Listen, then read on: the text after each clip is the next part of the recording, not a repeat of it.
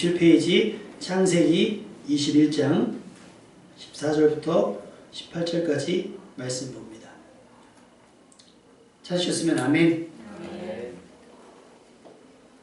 같이 읽겠습니다. 아브라함이 아침에 일찍이 일어나 떡과 물 한 가죽 부대를 가져다가 하갈의 어깨에 메워주고 그 아이를 데리고 가게 하니 하갈이 나가서 브엘세바 광야에서 방황하더니 가죽 부대에 물이 떨어진지라 그 자식을 관목덤불 아래에 두고 이르되 아이가 죽는 것을 참아 보지 못하겠다 하고 화살 한바탕 거리 떨어져 마주 앉아 바라보며 소리내어 우니 하나님이 그 어린아이의 소리를 들으셨으므로 하나님의 사자가 하늘에서부터 하갈을 불러 이르시되 하갈아 무슨 일이냐 두려워하지 말라 하나님이 저기 있는 아이의 소리를 들으셨나니 일어나 아이를 일으켜 내 손으로 붙들라 그가 큰 민족을 이루게 하리라 하시니라. 아멘. 내일 모레는 무슨 날이죠? 어린이날이죠. 우리 하연이가 그토록 주장하는 자기 인생의 마지막 어린이날이라며 선물을 강요하고 그러고 있습니다. 그런데 우리 다현이가 하는 말이 왜 청소년의 날은 없냐면서 우리 부목사님이 그런 말씀 하시더라고요. 5월 8일이 어버이날인 것을 잊지 말아라. 왜 날을 정해놨을까요? 번거롭게. 근데 이번에는 좀 덜 했어요. 분위기가 그래서 덜하긴 했어도 어찌됐건 이렇게 날들을 정해놓은 것은 그렇게 분명한 날을 정해놓지 않으면 우리의 표현이나 우리의 고백이 어설프고 어색하기 때문일 겁니다. 그러니 평소에는 선물 같은 거 못 사주더라도 어린이날은 선물을 사줄 수 있고 평소에는 부모님에게 잘 못하다가 어버이날 되면 이렇게 전화 한 통화 문자 하나 드리기가 덜 민망스러운 그런 장치이지 않을까 생각을 해봅니다. 그래서 어젯밤에까지 말씀을 다 준비해놓고 잤어요. 12시 좀 넘어서 좀 일찍 잤어요. 아침에 일어나서 말씀이 바뀌었어요. 자기 전에 한번 말씀을 다시 보고 자잖아요.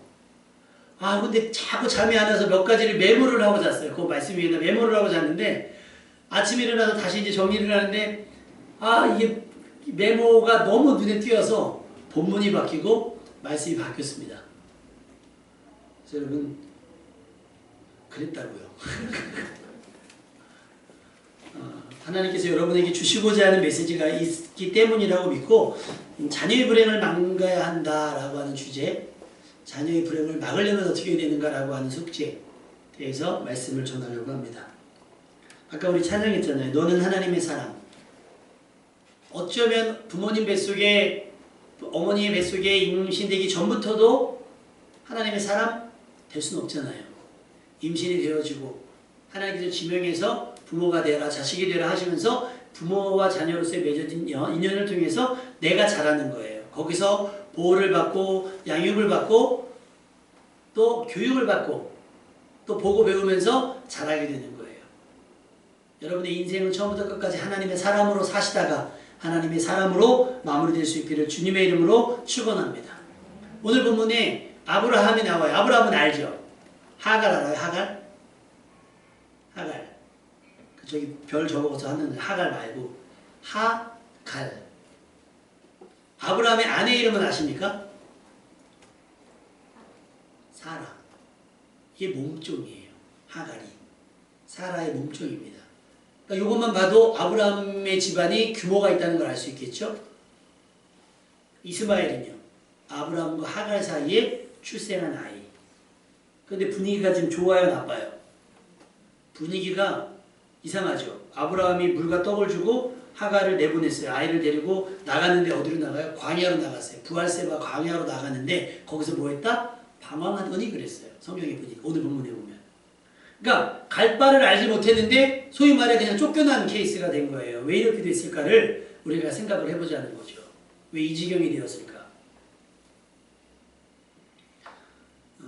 본문의 이야기는 아버지 아브라함에게도 자식된 이스마엘에게도 매우 불행한 장면입니다. 자기 자식에게 마지막 음식과 물을 주어 광야로 내보내야 하는 슬픔, 그의 생사에 관여할 수 없다는 절망. 왜 일이 이렇게 되었을까? 원인 없는 결과가 있습니까? 없습니까? 없어요. 원인이 있었기 때문에, 인풋이 있었기 때문에 이런 아웃풋이 나오는 거예요. 특히 우리 자녀들의 문제는 결국 부모와 어른들의 문제라고 여러분이 생각하셔야 된다라고 하는 거예요. 세상에 나쁜 개는 없다. 보신 적 있으세요? 아우, 재밌죠? 그러면 그 전문가가 가면 대부분 뭐라고 얘기해요? 누구 문제예요? 주인 문제예요, 주인 문제. 근데 그 전에 우리 아이가 달라졌어요 라고 하는 프로그램이 있었어요. 그래서 그 전문가가 가요. 상담해 보면 누구 문제? 부모 문제가 컸었어요. 마찬가지입니다. 그렇다고 자녀 세대들은 자꾸 엄마 핑계대고 아빠 핑계대지 마세요. 오늘 주보를 읽어보시면 알아요. 모든 일탈의 책임은 누구에게 있다? 본인에게 있는 거예요. 왜? 그 선택도 본인이 하는 것이기 때문이죠. 개나 아이에게서 나타나는 문제 행동의 원인에는 거의 100% 부모에게 또는 주인에게 원인이 있었다라고 하는 거예요. 왜? 하갈과 이스마엘은 아버지 아브라함의 집에서 쫓겨나게 되었을까? 그 원인을 되짚어 보려면 우리 아브라함에 대해서 알아야 되잖아요. 자, 아브라함에 대해서 아십니까? 그럼 넘어가고요. 다시 한번 알아야 되겠기에 다시 한번 설명을 드리면 아브라함 하면 생각나는 거. 아브라함 하면 생각나는 거. 아브라함 하면 생각나는 거. 우리 학생! 아브라함 눈이 한쪽이라 안 보이지 지금. 한쪽이라. 눈이 두 개였으면 다 할 수 있었는데 지금 하나를 가렸어. 자, 다현이. 아브라함 하면 생각나는 거? 아무거나 얘기해봐요. 사랑하는 제 딸입니다. 아브라함 하면 생각나는 게요. 믿음이에요. 믿음. 무슨 조상? 믿음의 조상이라고 얘기를 하잖아요. 믿음의 조상. 그러니까 성경 안에서 믿음의 대표주자 하면 뭐 다윗도 있고 뭐 다니엘도 있고 여러분이 아는 많은 사람들이 있는데 믿음하면 가장 먼저 떠올리는 게 누구예요? 아브라함인 거예요. 아브라함. 성경에 기록된 많은 사람들 가운데 믿음하면 떠오르는 가장 먼저 떠오르는 사람.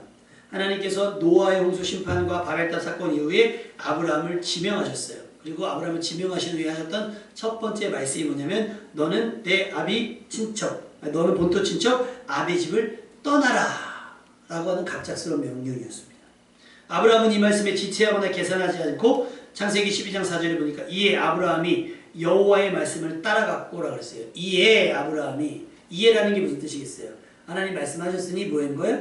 말씀을 따라. 그러면 우리는 생각을 해야 되잖아요. 이사를 할 때도 여러분 갑자기 아빠가 우리 이사 갈까? 근데 학교 갔다 오니까 이사를 갔어. 이런 경우가 있어요? 없어요? 없어요. 이사 가는 거 어때? 부부끼리 얘기하고 괜찮은 것 같아. 자고 일어났더니 짐 싸고 있어. 이럴 수는 없잖아요. 어디로 갈지, 그 집은 괜찮은지, 인테리어는 잘 돼 있고 뭐 위치는 괜찮은지 다 따져봐도 최소한 몇 개월은 걸리는.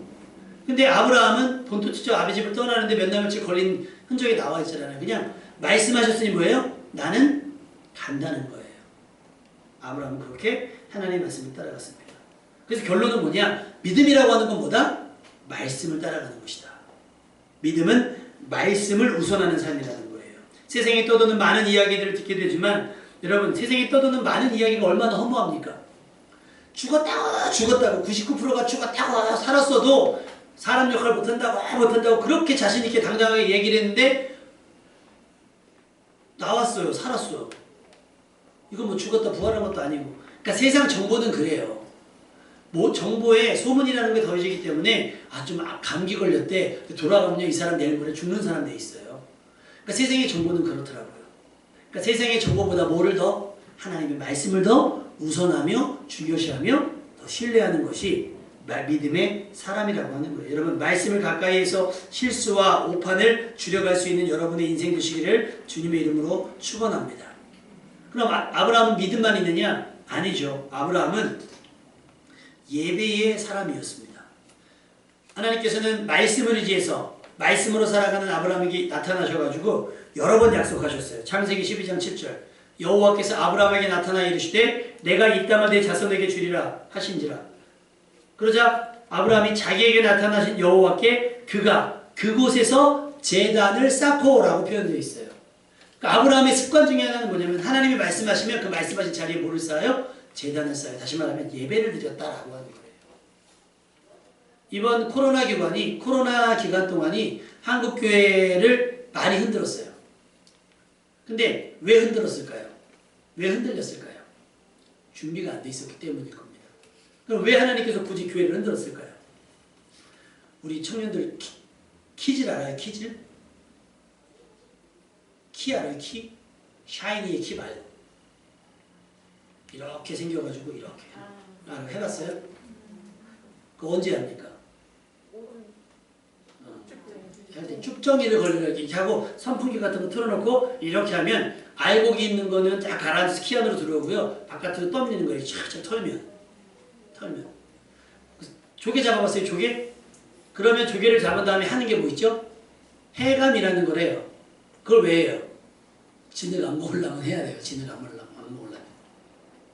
물을 여러 번 갈아줘야 되잖아요. 걸러내는 거예요. 걸러내는 거. 어쩌면 이 시기가 하나님께서 걸러내는 시간일 수 있어요. 예배에 익숙하지 않은 분들.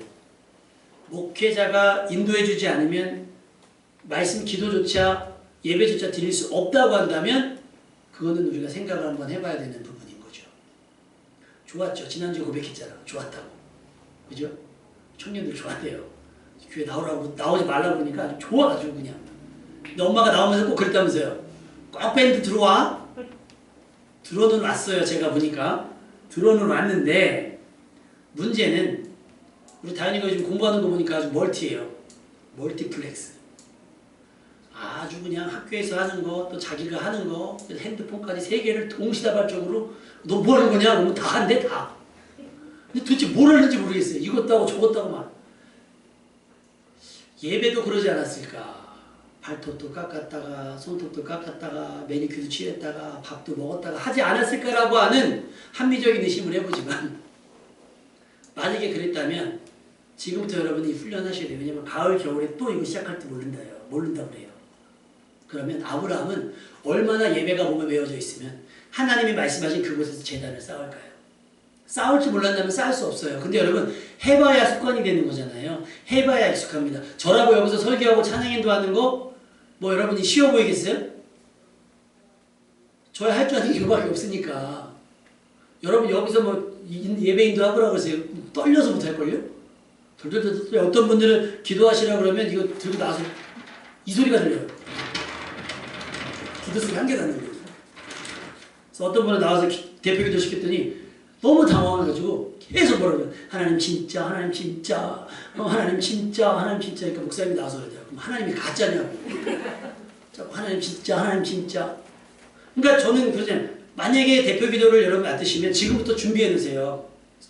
저도 읽잖아요. 보고 읽는 것처럼 써갖고 오세요. 안 길어도 돼요. 제일 좋은 기도는 1분 안에 끝나는 기도가 제일 좋은 기도예요. 1분, 30초에 끝나도 상관없어요. 근데 이런 건 하지 마세요. 옛날에 주일학교 교사 중에 대표 기도 시켰더니 씩씩하게 나와서 다 같이 기도하게 우리 누구 선생님 나오셔서 다 같이 기도할게요 그랬더니 딱 나와서 하나님 감사합니다. 예수님의 이름으로 기도드렸습니다. 정말 예배 중에 살기를 느꼈어요. 처음으로. 저걸 죽일까? 그래서 불렀어요. 뭐냐? 그랬더니 자기는 정말 그 안에 모든 자기의 기도 제목이 들어가 있다고. 너는 들어갔지. 근데 주일학교 예배는 교육의 기능도 포함이 돼 있거든요. 아이들이. 그래서 제가 지금 공동기도문을 하는 이유가 기도하기 아직 어려우신 분들은 저렇게 기도하는 거구나. 듣는 건 좀 불편하니까 어려우니까 보고 한번 저렇게 기도하면 되겠구나라는 학습의 기능도 있는 거예요. 근데 하나님 감사합니다. 예수님의 이름으로 기도했습니다. 이건 뭐처럼 보여요? 애들이 뒤집어졌어요. 웃기다고. 하나님 감사한데 예수님의 이름이네 막 하면서 애들이 막 장난하는 거예요. 여러분 익숙해져야 갑작스러워도 감당할 수 있는 겁니다. 아멘. 여러분 마치 교회에서 예배가 가정예배인 것처럼 또 가정예배가 교회에서 예배인 것처럼 여러분이 예배에 익숙한 사람이 될 수 있기를 주님의 이름으로 축원합니다. 그래서 아브라함은 3가지예요. 따라합시다. 믿음. 그 믿음은 뭐다? 말씀에 대한 태도예요. 그 다음에 말씀에 대한 태도가 있으면 뭐예요? 3번째. 뭐예요? 하나님께서 말씀하신 곳에서 뭐 했다고요? 예배 드렸다고요. 따라합시다. 아브라함은 믿음, 말씀, 예배. 그러면 아브라함의 삶은 형통했을까요? 아브라함의 별명 중에 하나가 또 있어요. 복의 근원. 아브라함은 따라오는 게 믿음 그리고 복. 아브라함 형통했을까요? 성경 이어서 보면요. 그래. 아브라함이 가는데 기근이 있어. 여러분 믿음의 사람이 가는 곳에서도 기근이 있을 수 있고요. 믿음의 사람이 사는 곳에 전염병이 있을 수도 있어요. 그 믿음이 어떻게 구분되느냐? 믿음은 그 상황들을 어떻게 대처하고 어떻게 반응하느냐의 차이가 나타나는 거예요. 믿음 있는 사람과 없는 사람의 차이는. 그런데 가장 큰 문제는 뭐냐?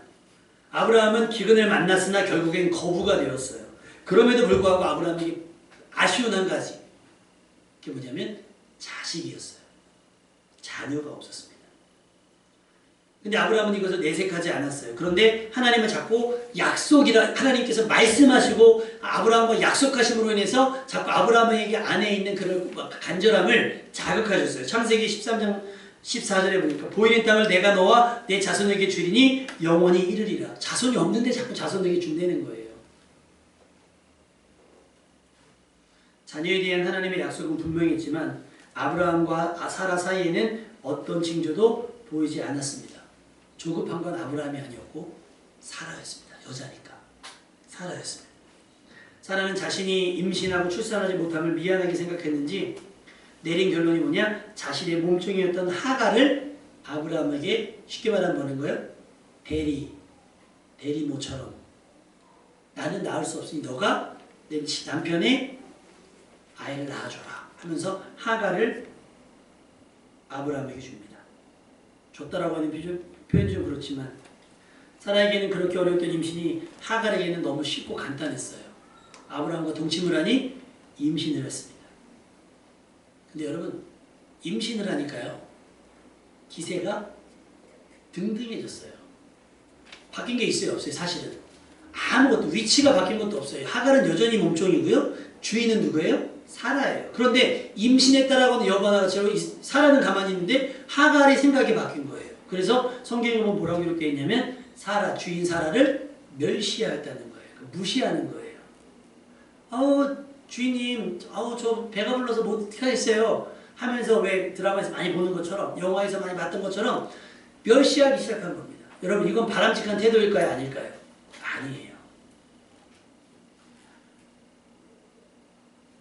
자신의 임신으로 하갈은 자신의 신분조차 망각해버리고 사라를 멸시했습니다. 여러분 우리의 성취가 모두의 감사와 감격이 되어야지 또 축하받을 일이 되어야지 나의 성공과 성취가 누군가를 비굴하게 만들거나 누군가를 멸시하는 수단이 되지 말아야 될 줄로 믿습니다.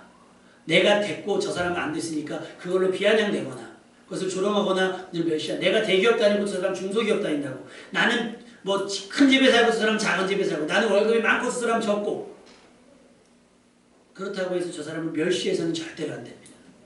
우리는 그에게서 우리보다 약한 사람에게서 하나님의 형상을 발견할 수 있어야 됩니다. 아멘. 그리고 그 약한 사람을 향한 하나님의 마음을 배울 수 있어야 될 줄로 믿습니다. 사라가 자존심이 어땠을까요? 상했습니다. 그러니까 이 자존심이 상하고 불만이 쌓이니까 이 불만이 표출이 되겠죠. 아브라함에게는 짜증으로 표현되고 하갈에게는 학대로 표출이 됐어요. 이것이 하면서 이제 막 했겠죠. 여러분 마음을 지키시기 바랍니다. 감정을 표현하는 것에 대해서 서투르면 안 돼요. 서투르면 아이들은 감정 표현은 어떻게 돼요? 뭘로 저기 되죠? 아이들은 감정 표출이 결국은 뭘로 종결이 돼요? 눈물로. 그죠? 그냥 우는 걸로. 여러분의 감정이 공격적으로 표출되지 않도록 주의하시고요. 마음을 다스리며 분을 조절할 수 있어야 됩니다. 하갈이 여주인 사라의 학대를 견디다 못해서 도망갔어요. 임신한 채로. 하나님은 그런 하갈을 불러 세우시고 돌아가서 주인에게 복종할 것을 말씀하셨습니다. 여러분 이것이 순리예요. 내가 성공했다고 해서 나보다 위에 있었던 어른들을 또 뭐 그렇게 해서는 안 됩니다. 특히 젊은 사람들이 돈 있으면 이렇게 발레 파킹 하시는 분들이거나 이런 분들 경비원 하시는 분들 되게 멸시하잖아요. 여러분 그거 정말 못돼 먹은 거예요. 하나님의 사람은 절대 그러면 안 됩니다. 항상 겸손하게 어른들에게는 항상 존대하고 여긴 아메리카가 아니잖아요. 미국이 아니잖아요. 근데 내가 볼 때 쉬운 사람에게 말 놓는 습관들이 있잖아요. 그러지 마시고 여러분 항상 예의를 지키세요. 하갈이 임신했건 안 했건 상관없이 하갈은 사라의 몸종이었다면 임신의 여부 상관없이 깍듯하게 사라를 섬겼어야 되는데 그러지 못했습니다. 하나님이 여기에 하갈에게 실패했던 하갈에게 약속을 더하셨어요. 내가 내 씨를 크게 번성하며 그 수가 많아 셀 수 없게 하리라. 그리고 임신 중인 아이의 이름을 이스마엘이라고 정해줬어요. 이스라엘 아니고 이스마엘이에요. 자, 한번 해볼게요. 아브라함, 사라, 이삭. 시작. 이렇게 가지고요. 아브라함, 하갈, 이스마엘. 시작. 나중에 시험 보면 또 이스라엘이라고 적지 말고 이스마엘이에요. 이스마엘이라고 이름을 지어줬어요. 이는 여호와께서 내 고통을 들으셨음이니라. 믿음의 여부와 상관없이 하나님은 불쌍한 사람을 도우시는 줄로 믿습니다. 그러니까 우리도 그럴 수 있어야 되는 거예요. 하나님은 스스로 자초한 고통에도 귀를 기울이시며 피할 길을 열어주시기도 합니다. 그러니 고통 중에 우리가 가장 먼저 해야 될 일은 하나님께 은혜를 구하는 일이에요. 그러면 피할 길을 허락해 주실 줄로 믿습니다. 하갈이 돌아왔어요. 그때 아브라함 나이 86세 때 돌아와 86세 때 이스마엘을 낳았습니다. 분위기 상상해 보세요. 그나마 축제잖아요. 그나마. 베스트는 아닐지라도 어쨌든 아브라함이 자기 아들을 낳았으니 얼마나 축제겠어요. 86세부터 99세 되기까지. 메인은 이스마엘이었을 거예요. 사라는 어땠을까요? 사라는 움츠려져 있을 거예요. 왜냐하면 13년 동안 아브라함이 99세가 되기까지 13년 동안 더 늙었을 거 아니에요. 그러니까 몸이 경수가 끊어졌어요. 생리가 끊어져서 이제는 의학적으로 임신이 불가능한 상태까지 되었으니 얼마나 의기소침해 있을까. 반대로 하갈은 얼마나 의기양양했을까. 사극 보면요. 중전이 아이를 못 갖잖아요. 그러면 그 왕이 뭐라 그래요? 처벌 아니라고 좀 무슨 말 했는데? 후궁들이 말인데 후궁 중에 아들을 낳잖아요? 야, 이거 그럼 완전히 막 전세가 있던데 자기가 마치 중전인 것 마냥 막 그러잖아요. 하갈도 한 13년, 14년은 그러지 않았을까 싶어요. 그런데 하나님께서 전세를 역조시킵니다. 아브라함이 99세 때 약속을 하세요. 이스마엘 아니야. 내 씨로 말미암아. 내 씨라고 하는 건 아브라함 플러스 누구예요? 사라를 통한 자식을 이야기하는 거예요. 사라가 아기를 못 갖는데요. 여러분, 사람으로는 할 수 없으나 하나님은 하실 수 있다 없다? 믿으시면 아멘? 그런 기도하시는 거예요. 하나님도 할 수 없어라고 하는 분들은 기도 안 하는 분들이고, 우리는 할 수 없으나 하나님은 하실 수 있다라고 여기는 분들은 기도하시는 분들이고, 기도하시면 기적을 맛보게 될 줄로 믿습니다. 10수년 이스마엘을 지켜보며 겪었던 스트레스, 임신을 했어요. 그리고 아브라함이 100세 때 출산을 합니다. 이제는 모두가 만족하는 삶이 될 줄 알았어요. 그런데 불행이 꿈틀대고 있었어요.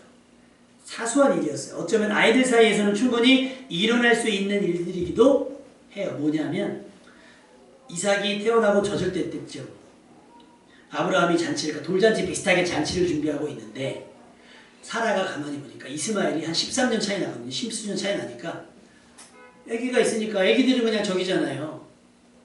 그러니까 성경에 보면 놀렸더라로 되어 있다는 부분이 있어요. 이스마엘이 이삭을 놀렸더라. 그런데 이제 원어를 보면 희롱하였더라. 혹은 또는 조롱하였더라. 아니면 장난쳤더라. 그런데 우리가 흔히 하는 장난이 그냥 장난이 아니라 부모가 보기에 견디기 힘든 장난을 했던 것 같아요. 이스마엘 입장에서. 사라 입장에서 보기 힘든. 우린 장난이었어 하고 넘어가지만 굉장히 화가 나는 장난이 있잖아요. 그 장난을 이스마엘이 쳤던 것 같아요. 우리 또 사라가 또 쫙 올라가죠. 전에 한번 하갈을 내쫓은 경력이 있잖아요. 얼마나 학대했으면 낮추셨을까요? 이번에 어떡해요? 아이 낳고 있으니까 참았을까요? 아브라함 불러요. 같이 못 살아요. 선택하세요. 많이 보셨죠? 막장 드라마에서. 나야 쟤야. 부부의 세계가 지금 어떻게 하고 있나요? 막 고구마, 근데 막 지금 기위에 막 인터넷에 막 도대체 이게 어떻게 저런데나 모르겠는데 막 그러잖아요. 나야 저 여자야. 나야 이 남자 막 하잖아요. 사라가 이제 한 거예요. 아들도 낳았겠다. 선택해. 안 되겠어.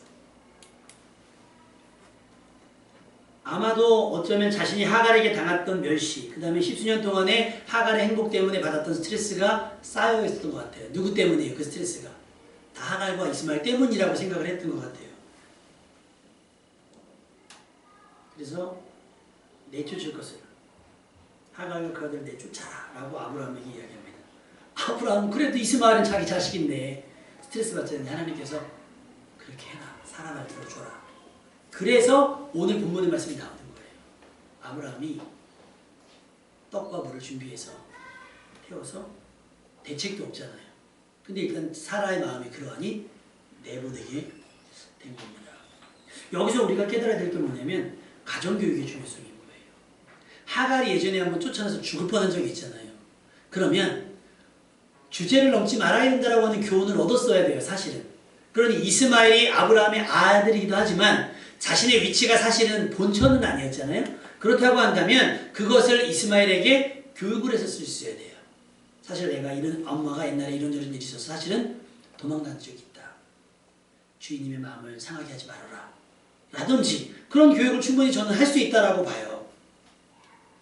왜? 도를 넘으면 안 되니까. 혹이라도 아들이 실수할지 모르니까. 근데 결국 뭐를 했어요? 실수했죠.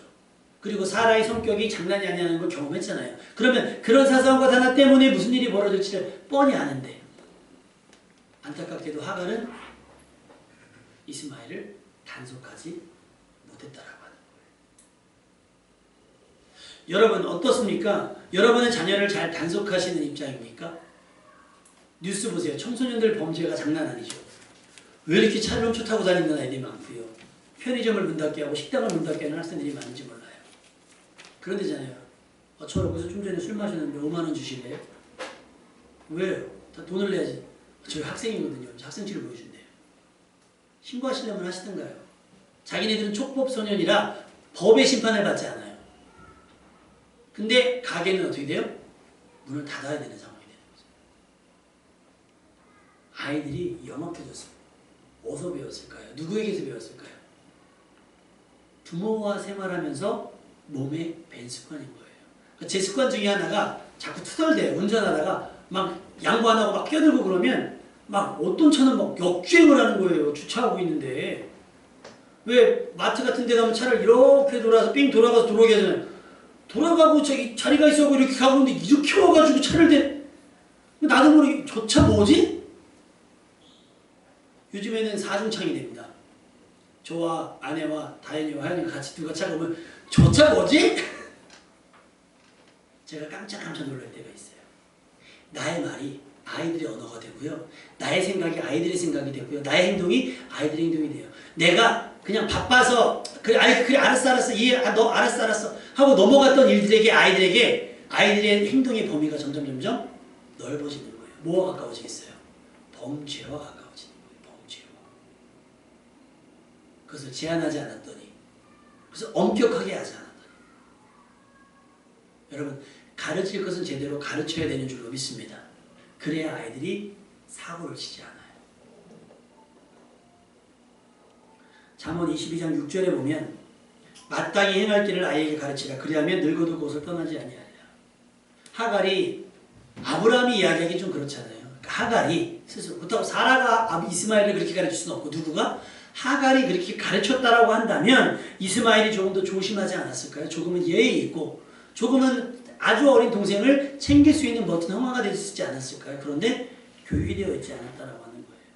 여러분 부모는 자녀를 보호할 막중한 책임이 있으면서도 그 안에 뭐가 포함되어 있어요? 교육의 기능이 포함되어 있는 거예요. 무조건 그냥 안고 허다한 허물을 덮는 것뿐만 아니라 때로는 엄하게 다스릴 수도 있어야 되는 거예요. 그렇지 않으면 뭐가? 세상의 법이 그 아이의 회초리가 되고 맙니다.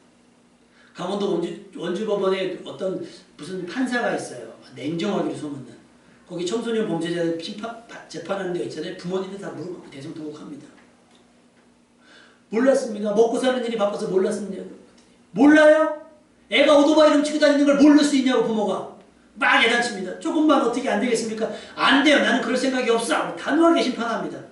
부모가 어렸을 때부터 꼭 매질해서 이 매질이라고 하는 건 막 폭력이 아니에요. 건전하게 훈계하면서 키웠다고 한다면 그런 범죄자는 되지 않았을 거란 얘기예요. 이제 와서 뭐가 돼요? 세상에 법이 아이들의 회초리가 된다라고 하는 거예요. 때로는 귀찮아서 때로는 그럴 수도 있지 하고 넘어갔던 일들이 아이들의 태도를 가만히 보십시오. 여러분. 어른들에게 하는 태도. 그거요. 어른들이 그런 말씀하시잖아요. 초장에 잡지 않으면 그런 얘기 하시잖아요. 초장에 잡지 않으면.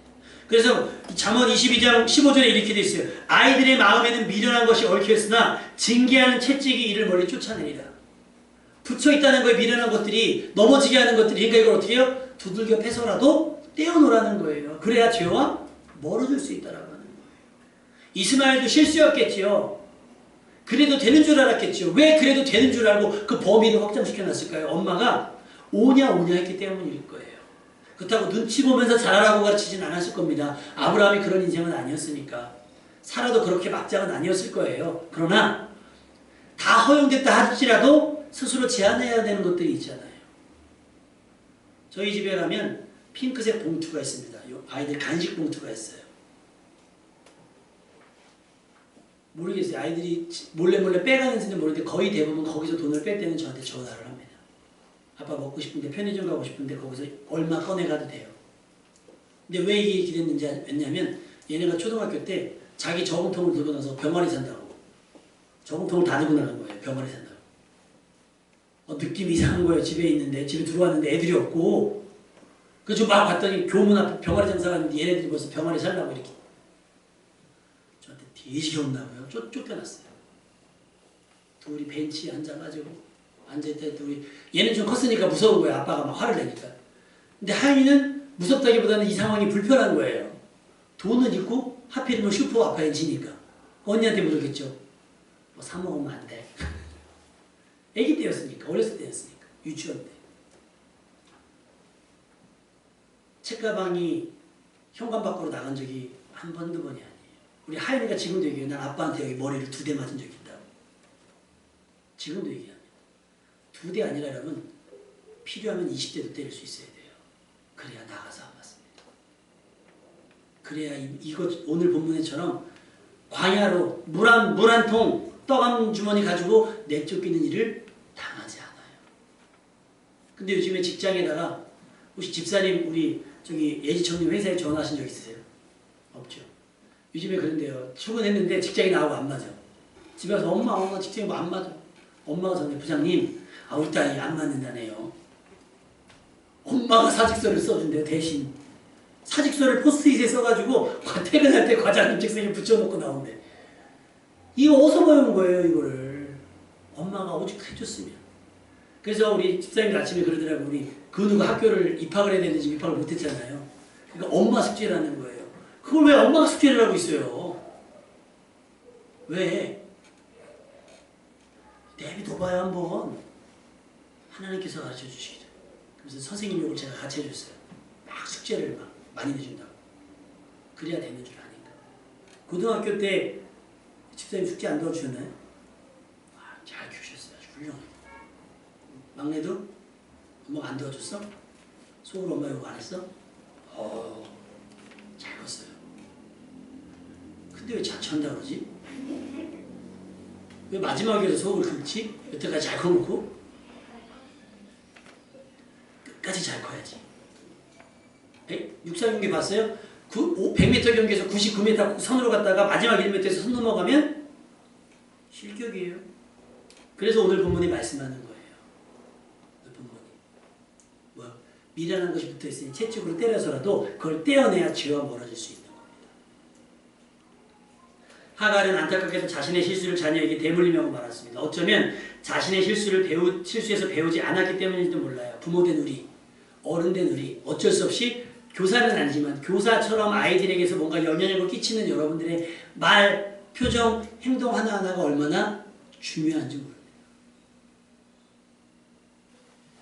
제가 목사인 것이 가족에게는 참 미안할 때가 많아요.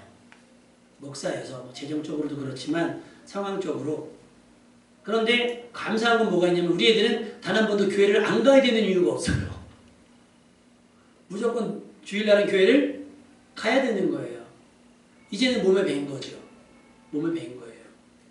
여러분도 그렇게 몸에 밴 것들이 자녀의 몸에도 배일 수 있게끔 여러분이 그렇게 자녀들을 양육하고 때로는 훈계하고 교훈할 수 있기를 주님의 이름으로 부탁을 드립니다. 마태복음 18장 6절에 어린아이에 대한 비유를 말씀하시면서 그런 말씀하세요. 만약에 이 작은 사람들 가운데 너희들이 어떤 이유로든 실족하게 한다면 그건 그 사람을 어린아이를 내던지는 게 아니라 실족하게 한 그 사람을 그것이 부모든 그것이 교사든 그것이 어른이든 그 사람을 연자 맷돌을 큰 맷돌을 목에다 거두고 바다에다 던지라는 거예요. 여러분이 혹시 그런 어른은 아닙니까? 여러분 혹시 그런 적이 아닙니까? 아이들로 하여금 실족하게 만들고 아이들로 하여금 실패하게 만들고 아이들로 하여금 자신의 실패를 반복하게 만드는 어른은 아닌가 생각을 해보십시오. 아이들의 실패, 아이들의 불행을 막는 부모가 되어야죠. 그러려면 어떻게 돼요? 가르치셔야 돼요. 이쁘다고 오냐오냐 할 것이 아니라고 하는 거예요. 신명기 6장 6절에서 7절. 오늘 내가 내게 명하는 이 말씀을 너는 마음에 새긴 다음에 그 다음에 가장 먼저 내 자녀에게 부지런히 가르치래요. 대충 시간이 날 때만이 아니라 어떻게? 부지런히 시간을 내서 하라는 거예요. 아이들과 성경 읽으십니까? 저도 사실은 잘 못 읽어요. 목사인데도. 저 말씀 준비하면서 오늘 아침에 일어나서 다시 말씀 정리하면서 나도 아이를 붙잡고 씨름해야겠다. 내 믿음 가지고 얘네가 구원받는 거 아닐 것인데 얘네 믿음 가지고 얘네가 구원받을 것인데 형제라도 형의 믿음 가지고 동생이 구원받는 게 아니고 언니의 믿음 가지고 동생이 구원받거나 동생의 믿음으로 언니가 구원받는 것이 아니기 때문에 각 사람마다 구원받을 만한 믿음이 있으려면 결국은 아브라함처럼 뭐요? 말씀이 있어야 돼요. 말씀. 그러려면 어떻게 돼요? 다른 건 허용해 주되 말씀의 시간을 확보하셔서 아이들과 같이 하루에 한 장씩이라도 읽어나가시는 것이 필요해요.